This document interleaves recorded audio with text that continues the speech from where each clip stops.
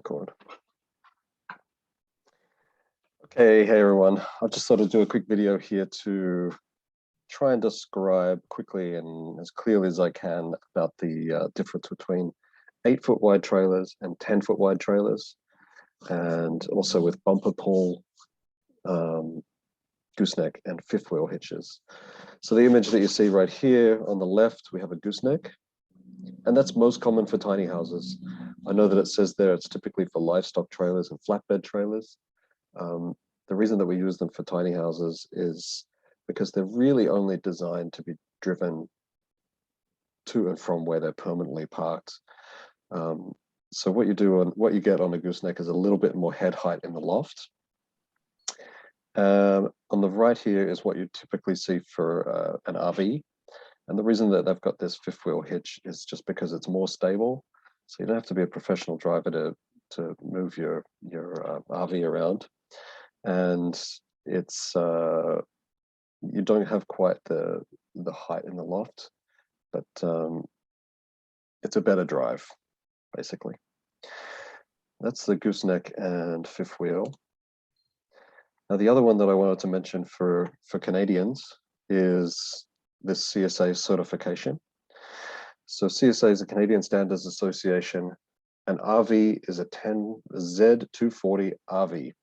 And the restriction there is basically the 8-foot wide or 8'6" wide. Once we're moving into a wider trailer, generally 10 feet, then if we're going to get certified, it would be certified as a CSA Z241 RV. They can go long. The height can change. Usually we're trying to keep it within the road height restriction of 13'6", but you'd be getting a permit anyway because it's 10-foot wide. Anything over 8'6" is going to require a wide load permit for transport. So you can go over height, and then at that point it would be under the road authorities saying which route you take and all these kind of things. The next set of certifications that we have, and the one that I'm going to talk about here, is the CSA Z240 MH. The difference between the Z240 MH and the Z241 RV is for the Z241 RV, you cannot have lofts in Canada.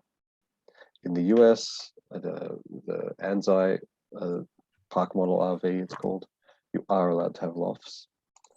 In Canada, you're not. If you have to have a loft and you want to have it certified, then the only option is to have it certified as a Z240 MH manufactured home. A277 is a different one. That's got to do with building a modular building that gets permitted for the municipality where it's going to be landed. So I'm going to move on to a couple of models here. The reason I'm making the video is because I've got quite a few questions about the Hazel design, which we build for Shay's tiny house in New Zealand. Difference between a trailer in New Zealand and North America is that in New Zealand, they're allowed to have much smaller wheels. So they don't require this wheel well that we do.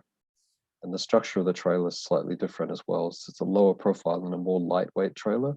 A lot of welding, but it's built like an upside down bridge. Anyways, we have this wheel well, unfortunately, that we have to deal with if we want to keep a nice tall head height and have these lofts in play. So this one here is a 10-foot wide bumper pull trailer.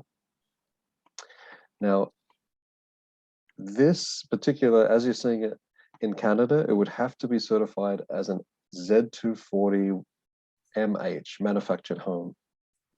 The reason is because it has lofts.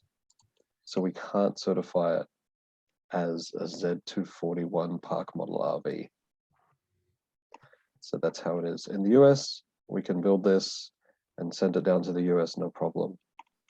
But in Canada, if you want it certified, we can't have the lofts.